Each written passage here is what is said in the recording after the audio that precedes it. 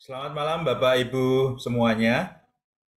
Selamat berkumpul kembali di dalam Tuhan Yesus. Kita menikmati pembinaan warga jemaat pada malam hari ini. Banyak hal yang perlu kita pelajari dan juga mengingat keberadaan kita sebagai pengurus ya, sebagai penata layan dalam posisi kita seperti halnya bagaimana Tuhan meminta, bukan meminta ya, tapi ada instruksi atau juga menyuruh kita untuk senantiasa setia dalam pelayanan kita, dalam keberadaan kita sebagai murid yang bertanggung jawab. Untuk memulai kegiatan kita pada malam hari ini, kita syukuri dan demikian pula kita nikmati, kita belajar bersama, dan untuk membuka kami minta kesediaan Pak Edi untuk membuka dalam doa. Silakan Pak Edi. Iya, mari kita berdoa. Bapa dalam surga, kami bersyukur Engkau terus memberkati kami dengan kesehatan yang baik, dan kami boleh ada sebagaimana kami ada saat ini. Dan ajar kami ya Tuhan, tiap-tiap waktu bahwasanya Engkau sungguh mengasihi kami dan memberkati kami. Kiranya malam hari ini kami juga diberkati dengan satu tema yang kiranya boleh menjadi berkat kami semua, penatalanan yang setia dan bertanggung jawab. Engkau mengurapi, Engkau berkati Pak Anton sebagai pembicara pada malam hari ini. Biarlah hikmat-Mu, kemampuan-Mu turun atas Pak Anton. Segala yang dipersiapkan diberkati oleh Tuhan. Kemudian juga untuk kami semua, kami boleh semakin memahami betapa Tuhan mau beracara atas hidup kami. Di dalam nama Tuhan Yesus Kristus, Allah kami yang hidup, kami berdoa. Amin. Silahkan Pak Anton. Terima kasih Pak Edi untuk doa yang telah disampaikan. Sebagaimana yang sudah kita dengar tadi, pada malam hari ini kita akan belajar bersama tentang penata layanan ya. Penata layanan yang setia dan bertanggung jawab.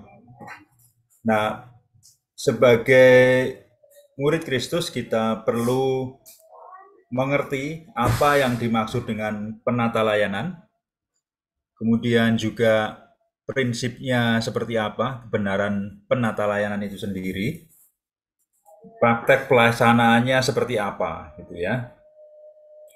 Dan pada malam ini kita akan belajar terlebih dahulu tentang pengertian dari penata layanan itu apa. Kita buka dari kitab kita, dari kitab 1 Petrus 4 ayat 10. Di situ dinyatakan, layanilah seorang akan yang lain sesuai dengan karunia yang telah diperoleh tiap-tiap orang sebagai pengurus yang baik dari kasih karunia Allah. Di dalam konteks 1 Petrus ini, 1 Petrus 4 ayat 10 tadi disampaikan bahwa kita perlu menggarisbawahi kata pengurus itu ya. Pengurus yang baik dari kasih karunia Allah. Pengurus, kata yang dipakai dalam konteks ini adalah kata oikonomos ya. Dalam bahasa Yunani disebut sebagai kata yang berarti rumah, oiko yang berarti rumah, dan nomos yang berarti peraturan atau hukum. Nah, ini kalau dilatinkan menjadi economus atau onomkos ya, kata Yunani kuno yang berarti manajer rumah tangga. Kalau Bapak Ibu belajar tentang ilmu ekonomi, maka kata ekonomi itu juga berasal dari oikonomos ini ya, kata ekonomi itu sendiri. Nah, ilmu yang mengatur kesejahteraan rumah tangga atau kekayaan rumah tangga itu ya, berasal dari kata oikonomos ini. Pada zaman Kekaisaran Bizantium, Romawi setelah yang bukan Romawi tapi yang berada di Konstantinopel gitu ya, itu istilah oikonomos digunakan sebagai gelar seorang manajer atau bendahara dalam satu organisasi gitu ya.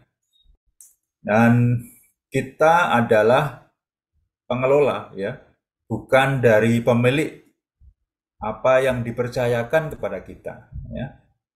Kita sebagai pengurus ya, dalam pelaksanaan kegiatan apa yang kita miliki ya, baik yang ada dalam konteks gereja kita, organisasi kita, ataupun dalam konteks secara makro, dalam konteks global ya. Barangkali Bapak Ibu pernah mengingat kisah dari Yusuf di rumah Potifar ya. Nah, ini terdapat dalam Kejadian 39. Yusuf yang kalau Bapak Ibu ingat ceritanya kan dari rumah tangganya kemudian dijual dan masuk ke Mesir ya. Dalam konteks ini kita baca Kejadian 39 ayat 4 dinyatakan maka Yusuf mendapat kasih tuannya Potifar itu ya, dan ia boleh melayani dia. Kepada Yusuf diberikannya kuasa atas rumahnya ya, atas rumah tangganya ya, segala miliknya diserahkannya kepada kekuasaan Yusuf. Jadi Yusuf yang mengatur semuanya dalam rumah tangga tersebut gitu. Demikian pula contoh dari perjanjian baru, kita juga belajar perumpamaan Tuhan Yesus terhadap uang mina dalam Lukas 19 ayat 11 sampai 27, kemudian konteks tentang talenta dalam Matius 25 ayat 12 sampai dengan 30, hamba yang setia dan jahat ya, dalam Lukas 12, kemudian Matius 24, demikian juga penggarap kebun anggur. Nah, ini dalam Lukas, Markus maupun Matius gitu ya. Kalau kita perhatikan tadi ya, kisah dari Yusuf tadi, maka kita tidak perlu heran ya, bagaimana Yusuf kemudian menjadi Perdana Menteri gitu ya. Karena ia setia dalam perkara rumah tangga Potifar, seorang pejabat ya. Ia paham bagaimana membuat pemilik rumah tangganya menjadi semakin diberkati, semakin berhasil dalam kegiatannya.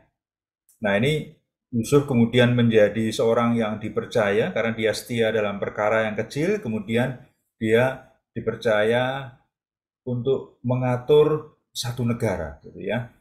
Dalam konteks oikonomos tadi itu, dalam konteks ekonomi, dia pada saat itu sudah berpikir secara setia gitu ya. Dia tidak korupsi, tapi dia menjalankan tugas dan fungsinya seperti halnya perumpamaan yang Tuhan Yesus berikan tentang penata layanan itu. Ada mulainya, kemudian pada akhirnya ya. Di dalam pola yang tadi kita lihat, pola perumpamaan Yesus tentang penata layanan.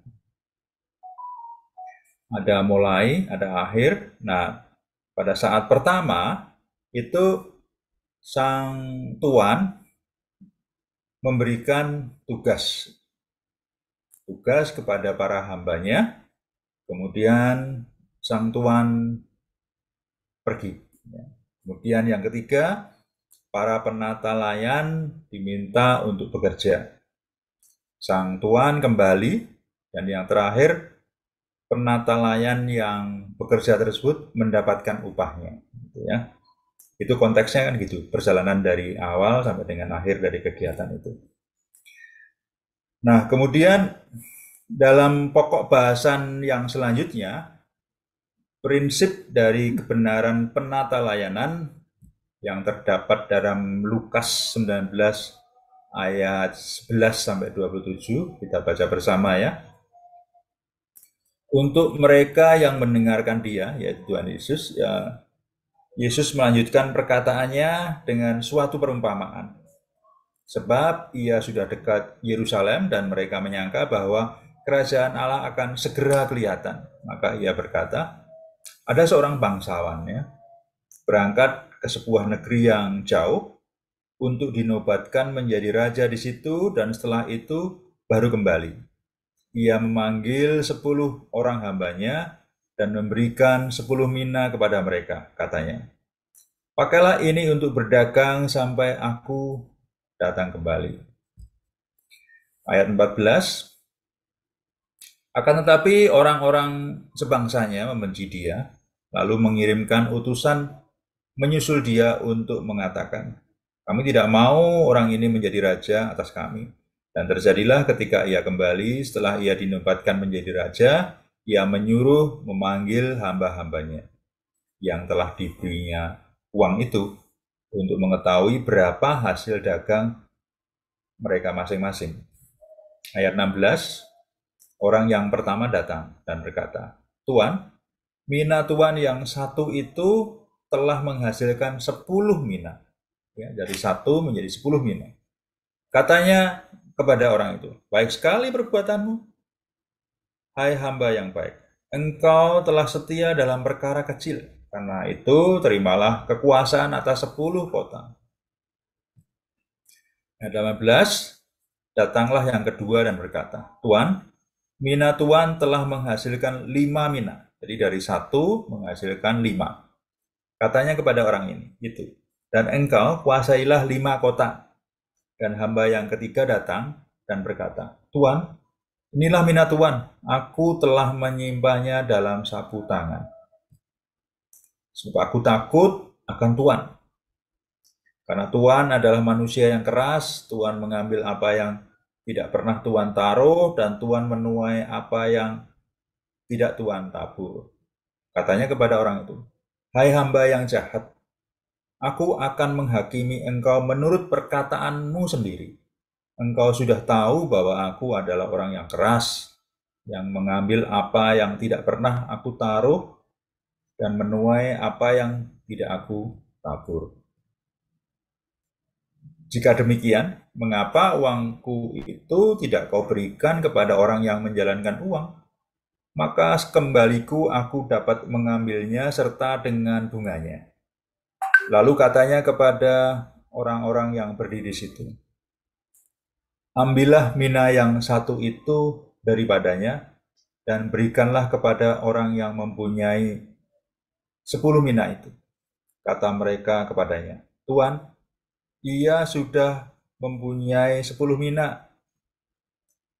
Jawabnya, aku berkata kepadamu, setiap orang yang mempunyai, kepadanya akan diberi. Tetapi siapa yang tidak mempunyai, daripadanya akan diambil. Juga apa yang ada padanya. Akan tetapi semua seteruku ini yang tidak suka aku menjadi rajanya, bawalah mereka kemari dan bunuhlah mereka di depan mataku. Nah, kita perlu mengingat lagi ya, ada 3 jenis orang hamba yang disebutkan dalam perumpamaan ini ya. Hamba 1, hamba 2, dan hamba ketiga ya. Nah, ini terkait dengan proses yang tadi ada tugas ya, para penata layan mendapati tugas, kemudian sang tuan pergi, setelah itu penata layan bekerja, sang tuan kembali, penata layan mendapat upah. Dalam konteks ini kita bisa melihat bagaimana proses yang terjadi ya.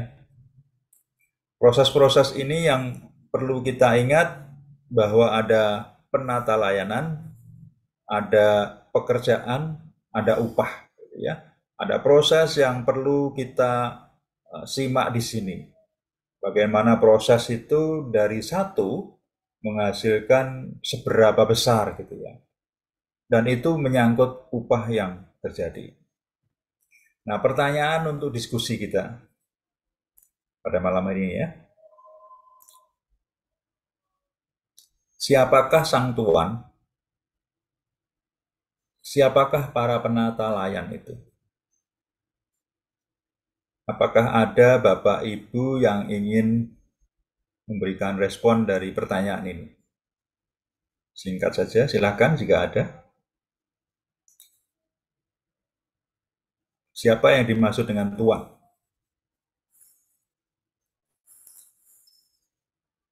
Kalau ada yang ingin merespon, silakan ya. Ada? Tuhan. Oh ya. Kemudian yang dimaksud dengan para penata layan apa?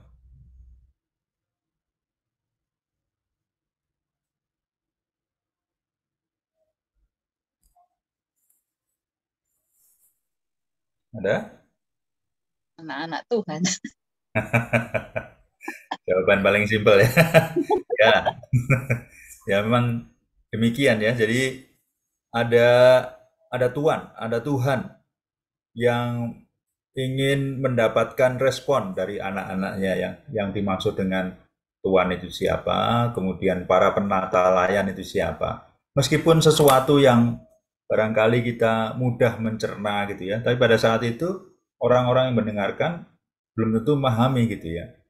Nah, kapan Tuhan itu pergi, kapan Tuhan itu kembali, nggak ada yang tahu ya, nggak disebutkan tadi. Ada proses awal, proses akhir ya, mulai awal akhirnya, kita hidup kapan, kita akan berakhir kapan, juga nggak dijelaskan gitu ya.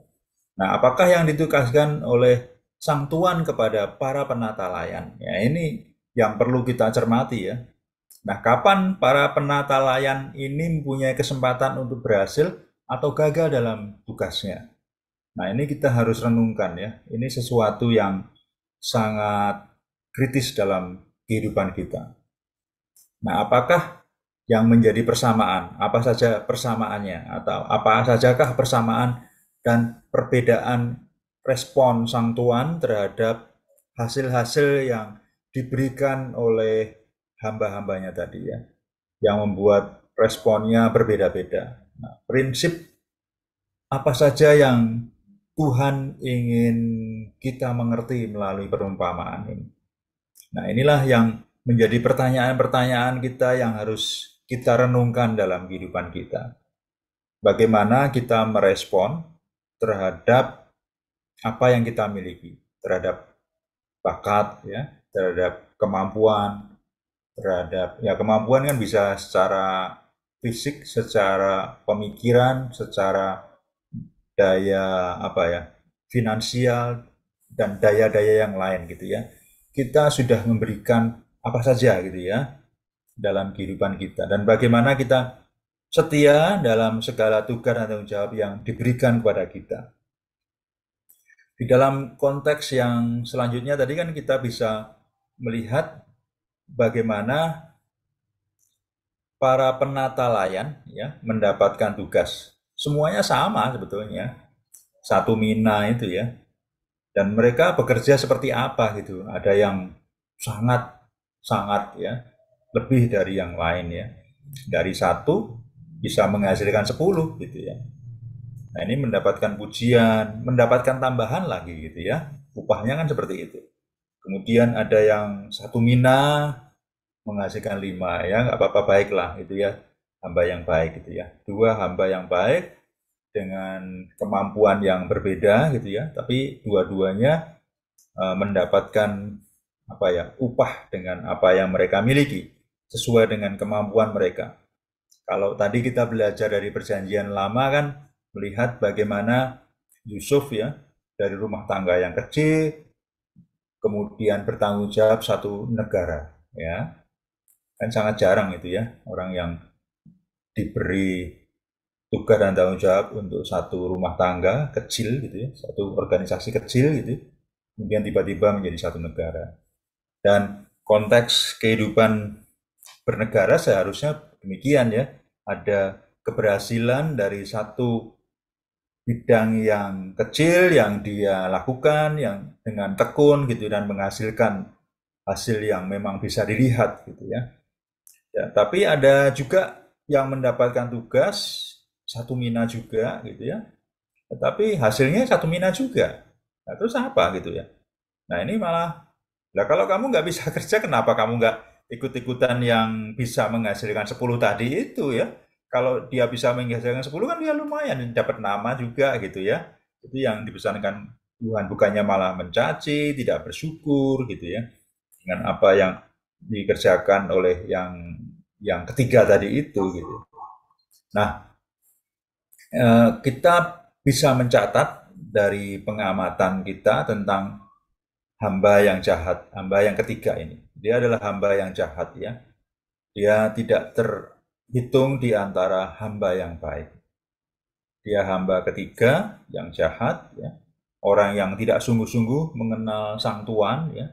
Bahkan dia tidak mempercayai sang tuannya. Dia ingin dengan kehendaknya sendiri. Ketidakpercayaannya membuat dia tidak bersedia bekerja. Ya. Dia simpen aja dalam sapu tangannya, dalam dikubur di mana, kemudian dia malah menyalahkan. Dia tidak bersyukur, dia bahkan menyalahkan. Dan catatan yang lain tentang tanda bahwa seseorang itu sungguh mengenal sang tuan, yaitu orang yang terlihat kesungguhannya, terlihat kesetiaannya untuk melayaninya, sambil menantikan kedatangannya. Karena dia memahami pada satu saat tertentu, tuannya akan kembali dan meminta pertanggungjawaban dari apa yang dia kerjakan. Nah, dari apa yang kita pelajari tentang penatalayan dan penatalayanannya maupun hasilnya, kita bisa memperhatikan beberapa kekeliruan maupun juga hal-hal yang menjadi kebenaran ya. Kekeliruan yang pertama tentang tanggung jawab ya. Kita berpikir bahwa meskipun Tuhan memberikan semua kemampuan, semua milik dan kesempatan kepada kita, dia tidak akan memperhatikan jika kita tidak menggunakannya dengan sebaik-baiknya. Nah, ini satu kekeliruan ya, salah kaprah dalam menerjemahkan, di dalam memahami bagaimana Tuhan memperhatikan kemampuan, kepemilikan maupun juga kesempatan yang diberikan kepada kita. Ini yang pertama. Tadi kan kita melihat bagaimana ada hasil ya, ada proses pekerjaan, ada tugas, demikian juga ada upah ya. Ada proses-proses yang perlu kita pahami bersama. Dari 1 menjadi 10, kemudian 1 menjadi 5, 1 tetap 1 gitu ya. Dia akan mendapatkan celaan dan bahkan diambil daripadanya biar sekalian nggak punya gitu ya, malah masuk penjara gitu ya. Nah, kebenaran tentang tanggung jawab, Tuhan mengharapkan kita menggunakan semua kemampuan, milik dan kesempatan yang telah Dia berikan kepada kita dan melipat gandakannya dengan sebaik-baiknya bagi kerajaannya. Kita kan ciptaan ya, ciptaan Tuhan. Nah, Tuhan mengharapkan kita menggunakan segala apa yang kita miliki, kesempatan, kemampuan gitu ya, untuk kemuliaan Tuhan. Nah, ini yang perlu kita perhatikan baik-baik. Nah, ini tercatat dalam Matius 16 ayat 27 maupun dalam Wahyu 22 ayat 12. Sebab anak manusia akan datang dalam kemuliaan Bapanya, diiringi malaikat-malaikatnya. Pada waktu itu ia akan membalas setiap orang menurut perbuatannya. Sesungguhnya aku datang segera dan aku membawa upahku untuk membalaskan kepada setiap orang menurut perbuatannya. Ya, kita perhatikan tadi baik-baik ya. Bagaimana Tuhan memperhatikan apa yang kita perbuat, ya bukan berarti bahwa kita akan mendapatkan upah sesuai dengan pahala. Ini kita bicara sesuatu yang berbeda ya. Kita bicara tentang apa yang menjadi tugas dan tanggung jawab kita. Karena setiap orang pada waktunya Tuhan akan bertanya kepada kita gitu ya. Kamu sudah mengerjakan apa dengan talenta yang kasih karunia yang aku berikan kepada kamu, ya. Itu dalam Matius maupun dalam Wahyu. Kemudian tentang kekeliruan yang kedua, yaitu tentang upah, ya, upah kekal. Kita berpikir bahwa jika Tuhan memberi upah kepada kita atas pekerjaan kita baginya, upah itu akan merupakan pujian yang sama rata bagi semua orang dan tidak berpengaruh bagi kesempatan di dalam masa depan kekal kita di kerajaannya. Itu kekeliruan yang perlu kita pikirkan, ya. Kita pikir kalau Tuhan akan memberi pekerjaan ya sama gitu, ya. Kita tidur ya dapat upah yang sama, kita bekerja dapat upah yang sama. Oh, bukan begitu, ya. Itu yang seringkali di dalam benak kita gitu. Karena kan semuanya baik kita terima dengan anugerah, bukan begitu, ya. Nah, itu yang perlu kita pikirkan. Selanjutnya kita juga kembali mengingat, ya, bagaimana proses yang harus kita lakukan sebagai penata layan mendapat tugas, penata layan yang bekerja, penata layan yang mendapatkan upahnya. Nah, ini kebenaran yang perlu kita perhatikan, bahwa Tuhan akan memberi upah kepada kita untuk pekerjaan kita baginya. Dan upah itu akan sama proporsinya dengan yang telah kita lipat gandakan. Perhatikan baik-baik, ya. Tuhan memberikan upah, dan upah itu sama dengan proporsinya. Ya. Dengan yang telah kita lipat gandakan dan berpengaruh besar bagi kesempatan kita dalam menuju masa depan kita yang kekal di kerajaannya, ya. Kita buka dalam Lukas 19 maupun Matius 25. Saya minta kesediaan seorang rekan untuk baca dari Lukas dan Matius. Silahkan jika ada. Silakan dibuka mic-nya dan dibacakan.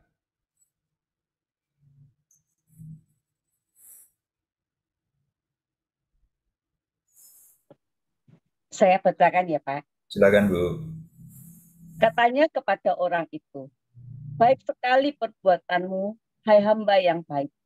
Engkau telah setia dalam perkara kecil. Karena itu, terimalah kekuasaan atas 10 kota.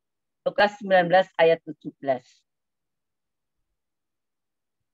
Maka kata tuannya itu kepadanya, baik sekali perbuatanmu itu, hai hambaku yang baik dan setia. Engkau telah setia dalam perkara kecil. Aku akan memberikan kepadamu tanggung jawab dalam perkara yang besar. Masuklah dan turutlah dalam kebahagiaan Tuanmu. Matius 25 ayat 21. Terima kasih, Bu Ana. Jadi kita bisa melihat jelas sekali, ya, perbuatan hamba yang baik dalam perkara yang kecil, dia akan mendapatkan upahnya, ya, yaitu menerima kekuasaan atas 10 kota, karena dia bisa menghasilkan 1 menjadi 10 gitu, ya. Demikian pula dalam perbuatan yang setia dan perkara yang kecil, dan dia akan mendapatkan tanggung jawab perkara yang besar, dan dia akan mendapatkan kebahagiaan tuannya gitu, ya. Itu yang perlu kita perhatikan dari Lukas maupun Matius tadi yang disampaikan langsung oleh Tuhan Yesus dalam perumpamaannya. Nah, kekeliruan yang ketiga, yang terburuk, ya, hal terburuk. Kita berpikir bahwa jika kita tidak bekerja bagi Tuhan dengan mengelola yang telah Dia berikan, hal terburuk yang mungkin terjadi adalah tidak menerima upah. Ya. Coba kita baca dari 1 Korintus 3 ayat 13-14. Siapa yang bersedia membacakan sambil kita baca bersama, ya. 1 Korintus 3 ayat 13 sampai dengan 14. Baca ya. Silakan, Ibu. Sekali kelak pekerjaan masing-masing orang akan nampak. Karena hari Tuhan akan menyatakannya. Sebab ia akan nampak dengan api, dan bagaimana pekerjaan masing-masing orang akan diuji oleh api itu. Jika pekerjaan yang dibangun seseorang tahan uji, ia akan mendapat upah.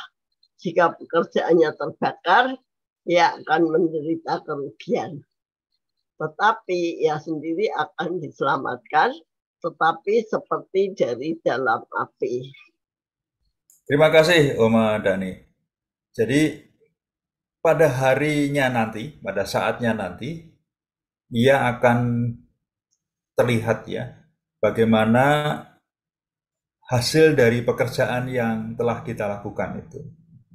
Apakah pekerjaannya itu hanya suam-suam saja gitu ya, tetapi akan terbakar dan hilang gitu ya. Dan dia sendiri akan mengalami kerugian itu ya. Tapi jika dia setia, dia akan tahan uji, dia akan terlihat nanti bagaimana pekerjaannya itu akan terlihat kepada tuannya dan dia akan mendapatkan upahnya nanti ya. Nah, ini kebenaran ketiga tentang hal terburuk. Jika kita tidak bekerja, Makanya boleh Pak. Silakan nih, Oma. Itu kok dia tetap terselamatkan, tapi seperti keluar dari api itu gimana maksudnya? Kosong apa? Pertanyaan yang bagus. Jadi kalau saya boleh memperhatikan ini, seseorang bekerja itu kan seperti halnya kemurnian dari dirinya gitu ya. Apakah dia nanti akan terlihat kemurniannya ataukah akan apa ya, seperti pura-pura gitu ya, tidak sungguh-sungguh melayani Tuhan dengan hatinya. Dia akan ya terbakar meskipun dia akan diselamatkan, tapi kan sebagai apa ya, hamba yang tidak terlihat pekerjaannya gitu ya. Ya upahnya seberapa itu yang perlu kita perhatikan, apakah dirinya nanti akan menjadi orang yang dianggap oleh Tuhan, mendapatkan upah maupun pujian, ataukah ya tidak dianggap pekerjaannya gitu. Itu yang perlu kita perhatikan, karena kita sendiri selamat bukan karena perbuatan baik kita gitu ya. Mungkin omongan saya ruwet gitu ya. Saya minta coba Pak Edi menjelaskan, mungkin lebih bisa diterima oleh Om Madani. Silakan Pak Edi. Nanti aja terakhir selesaikan dulu ya Pak Anton ya. Baik. Ya, oke. Makasih. Harap sabar ya.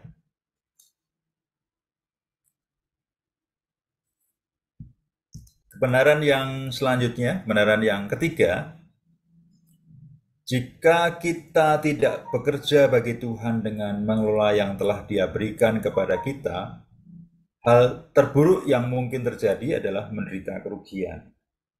Ini mungkin kalimat-kalimat yang istilahnya apa ya, secara filosofis gitu ya, memang secara abstrak gitu ya. Ya kalau kita tidak bekerja ya gimana ya, tidak menghasilkan apa-apa gitu ya.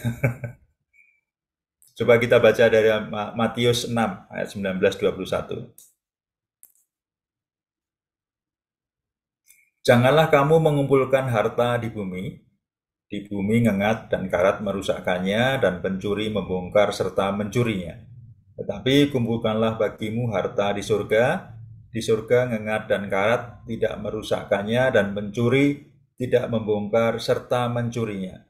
Karena di mana hartamu berada, di situ juga hatimu berada. Kita diingatkan di dalam Matius 6 ini, bagaimana kita menaruh hati kita, pikiran kita, jiwa kita gitu ya, keinginan kita, visi kita. Apakah kita di bumi ini mengumpulkan harta di bumi ya untuk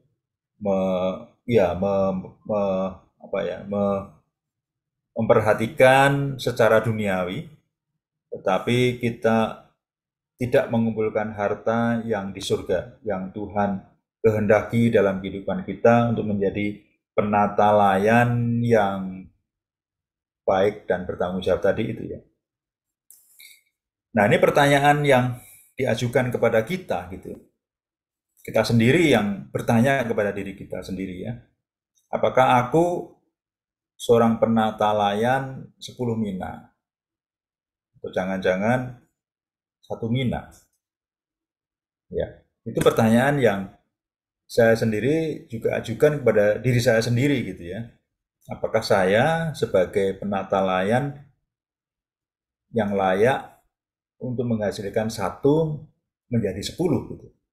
Ataukah 1 ya tetap 1 gitu, nggak ada hasilnya gitu. Dari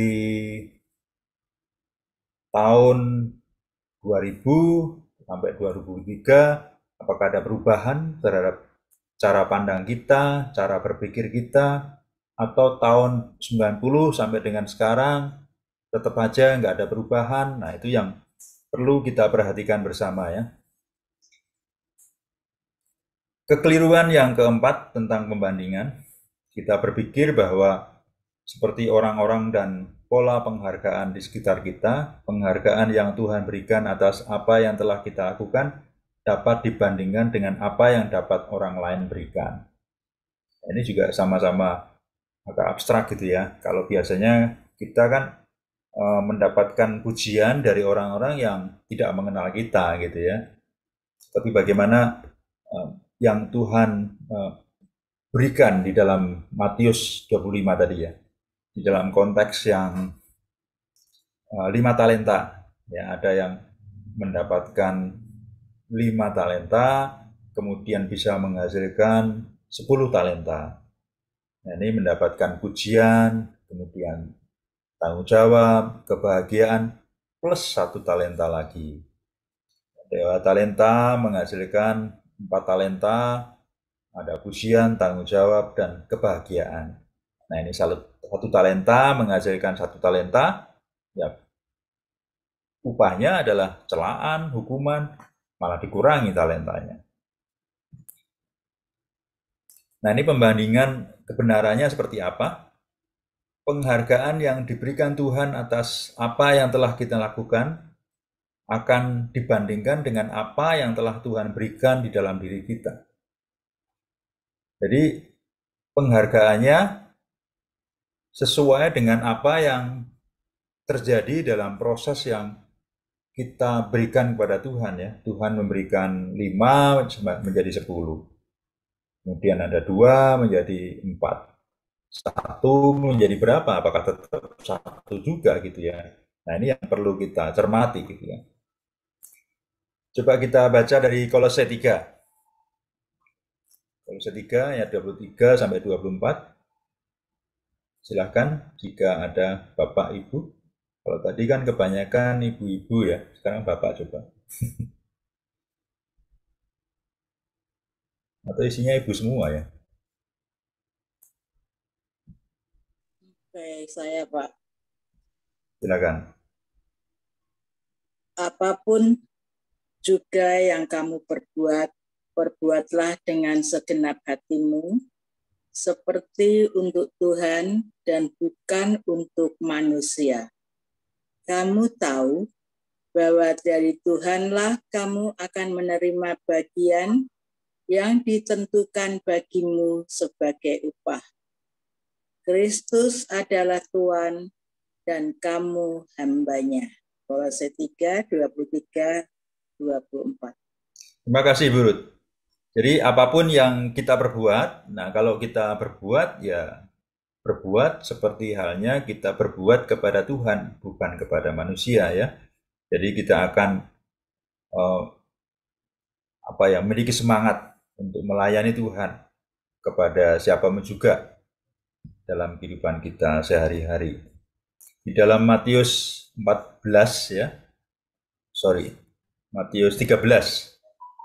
ayat 44 dinyatakan, hal kerajaan surga itu seumpama harta yang terpendam di ladang yang ditemukan orang, lalu dipendamkannya lagi Oleh sebab sukacitanya, pergilah ia menjual seluruh miliknya lalu membeli ladang itu. Jadi orang yang menemukan sesuatu yang berharga, pasti dia akan berusaha untuk memiliki harta tersebut ya. Pertanyaannya, apakah aku seorang penata layan yang setia dan bertanggung jawab?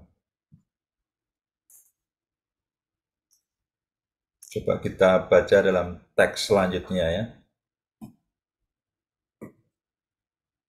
Dalam konteks ini kita diingatkan ya, a saved soul but a wasted life ya. You can have a saved soul but a wasted life. Anda dapat memiliki jiwa yang diselamatkan namun kehidupan yang sia-sia atau disia-siakan gitu ya. Banyak orang yang tidak berusaha memahami apa yang dikehendaki oleh Allah bagi mereka. Ya pokoknya mau-maunya sendiri gitulah. Ya dalam Amsal 29 ayat 18 kalau kita ingat ya, bila tidak ada wahyu ya, menjadi liarlah rakyat gitu ya. Bagilah orang yang berpegang pada hukum gitu ya. Dalam konteks ini jika tidak ada visi ya. Gereja kita kan punya visi. Nah, karena visi maka kita bisa memiliki program ya untuk mencapai visi yang kita sepakati bersama itu ya. Nah, ini juga sama jika satu organisasi tidak ada visi, maunya kemana ya? Ke sana, kemari, ke sana gitu. Ya, jika tidak ada visi maka ya orang-orang binasa ya, nggak jelas gitu kemana, tabrakan, malah rebutan, berkelahi gitu ya. Nah, kita perlu mendapatkan visi Tuhan dalam kehidupan kita masing-masing ya. Kita memiliki visi seperti apa yang Tuhan taruh dalam kehidupan kita, sehingga kita tidak menyia-nyiakan hidup yang kita nikmati. Coba perhatikan beberapa negara ya, sampai dengan sekarang ini masih ada gitu ya, negara yang kalau nggak punya visi untuk kesejahteraan bersama ya isinya orang-orang yang berebut kekuasaan, orang-orang yang ingin memiliki kekuasaan itu untuk dirinya dan kelompoknya, bukan untuk kesejahteraan bersama. Nah, itu yang berbahaya dalam kehidupan bernegara. Demikian juga dalam kehidupan bergereja, berumah tangga juga sama ya. Banyak rumah tangga yang berantakan karena visinya demi aku, untuk kesejahteraan diriku gitu ya, bukan kesejahteraan bersama untuk bersama-sama menikmati apa yang Tuhan berikan dalam kehidupan kita. Gereja juga akan memiliki kehidupan yang sia-sia jika tidak memiliki visi untuk menyelamatkan yang lain. Demikian pula yang diselamatkan juga akan sia-sia jika tidak memiliki visi untuk menyelamatkan yang lain ya. Nah, dalam praktek bidang penata layanan, pokok bahasan yang terakhir, setelah kita belajar tentang pengertian penata layanan, kemudian kebenaran tentang penata layanan, nah prakteknya seperti apa gitu. Coba kita perhatikan ya, penata layanan yang kita miliki itu, kita diberi bakat apa, kita diberi kasih karunia apa. Segala sesuatu yang diberikan, dipercayakan kepada kita, nah hendaknya kita kerjakan dengan sebaik-baiknya. Baik itu penata layanan atas tubuh kita sendiri, tubuh orang lain ya, atas bumi kita juga sempat belajar tentang bumi, tentang lingkungan hidup ya. Bagaimana Tuhan yang memberikan kemampuan kepada kita untuk mengurus, untuk mengelola apa yang Tuhan percayakan dalam kehidupan kita. Dalam konteks kehidupan kita sebagai warga bumi ini. Makanya ada konvensi global tentang lingkungan hidup ya, tentang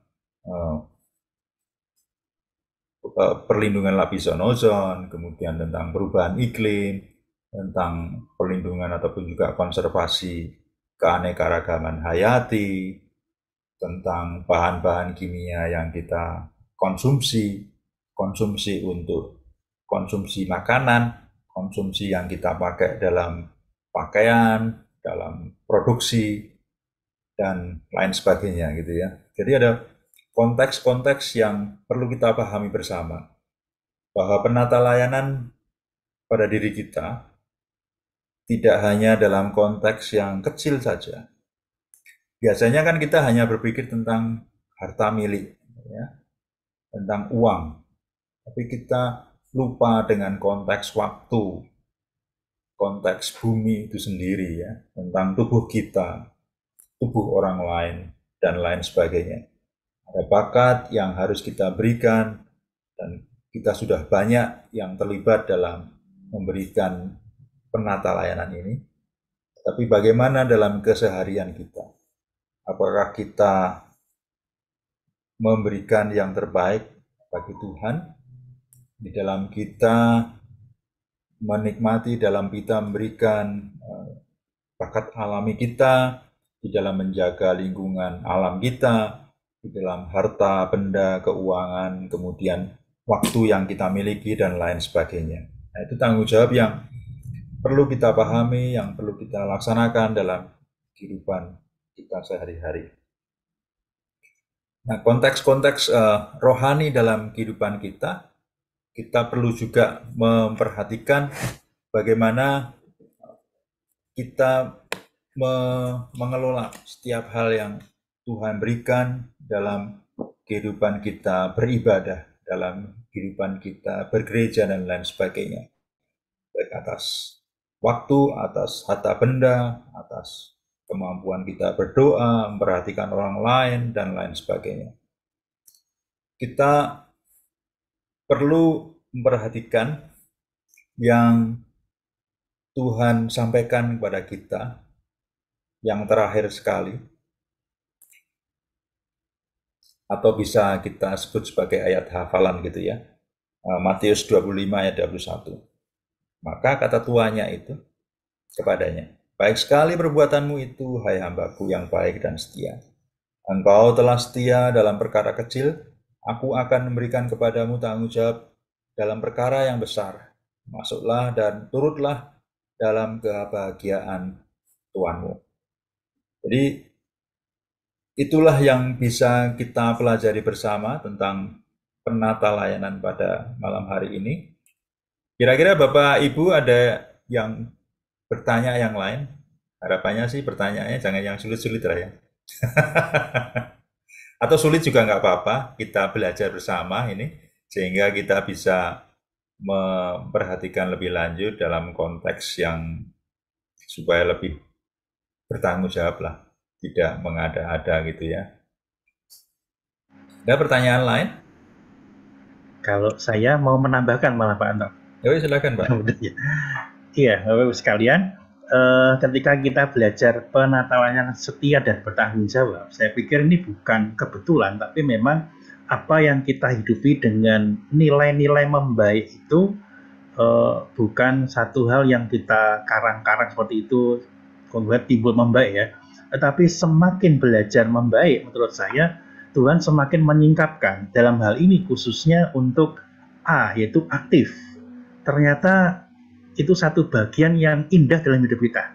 Apa yang menjadi perumpamaan tadi tentang mina, atau mungkin yang lain lagi tentang talenta, nggak bisa kita diem apa yang sudah kita percayakan bagi kita. Kita harus mengelolanya, dalam artian kita harus aktif, nggak bisa kita diam. Sebab kalau kita diem saja, seperti tadi kan malah justru dihukum sama Tuhan, itu nggak ada pujian, malah dihukum gitu kan, diminta gitu kan. Nah, apapun yang menjadi mina-mina kita yang dipercayakan Tuhan bagi kita, atau talenta-talenta yang Tuhan percayakan bagi kita nggak boleh diam. Dan kita harus aktif. Aktif itu memang pengertian masih panjang lagi, tapi dalam hal ini kita semakin dibukakan Tuhan semua. Betapa pentingnya kita aktif, tidak bisa kita diam. Ya, begitu Pak Anton ditambah. Ya, betul sekali Pak Heri. Jadi konteks yang perlu kita cermati sebagai anggota jemaat GKI Pengharapan, kita harus membaik ya. Itu yang kita sepakati bersama gitu ya. Nah, tentunya inilah yang mendorong kita untuk menjadi membaik gitu ya. Dalam pengertian membaik itu sendiri maupun dalam konteks nilai-nilai yang telah kita sepakati bersama, sehingga nama Tuhan saja yang dipermuliakan. Memang tadi saya juga sempat belajar gitu ya tentang kesempurnaan gitu. Apa yang dimaksud dengan kesempurnaan? Coba lihat bulan di langit gitu ya, kelihatannya sempurna padahal enggak gitu ya, banyak boleng-boleng. Laut pun juga ada sisi gelapnya. Demikian juga kehidupan kita yang tidak sempurna ini, kalau kita bersama akan disempurnakan di dalam kasih Tuhan. Nah, itulah yang barangkali bisa kita renungkan, bisa kita jawantahkan ya, kita nyatakan dalam kehidupan kita melakukan penata layanan di GKI Pengharapan. Demikian, jika tidak ada pertanyaan maupun juga hal-hal yang perlu diklarifikasi, ialah apa yang kita lakukan boleh menjadi berkat bagi Bapak Ibu semuanya. Dan untuk menutup kegiatan pada malam hari ini, kita minta lagi kepada Pak Edi untuk menutup dalam doa. Silakan Pak Edi. Ya, baik, mari kita berdoa. Bapa di dalam surga, kami bersyukur kami boleh mendapatkan pengertian bagaimana menjadi seorang penata layanan yang setia dan bertanggung jawab. Terima kasih untuk Pak Anton yang sudah membukakan wawasan bagi kami semua bagaimana kami harus melakukan dan memahami kami adalah sebagai penata layanan yang Tuhan percayakan bagi setiap kami melalui mina ataupun talenta pada saat ini. Kiranya Tuhan yang terus memampukan kami agar di saat Tuhan yang kami percaya Tuhan itu adalah Tuhan datang meminta pertanggungjawaban pada kami semua, kami bisa mengatakan pada Tuhan, kami sudah menjadi penata layanan yang setia dan bertanggung jawab. Berkati setiap kami agar kami boleh melakukan dan bertanggung jawab pada setiap hal yang Tuhan percayakan kepada kami. Kami juga berdoa untuk gereja kami, kiranya gereja kami juga bukan berdiam begitu saja, tetapi kami harus melakukan sebagai bagian daripada gereja, bagi penata layanan gereja yang menjadi penata layanan Tuhan sendiri. Terima kasih Tuhan. Berkati juga untuk ibadah pada besok hari, kiranya hikmat-Mu, pengertian-Mu turun atas Nikolas dan kami juga diberkati oleh firman Tuhan yang besok akan sampaikan. Terima kasih Tuhan. Di dalam nama Tuhan Yesus Kristus, Allah kami yang hidup, kami berdoa. Amin.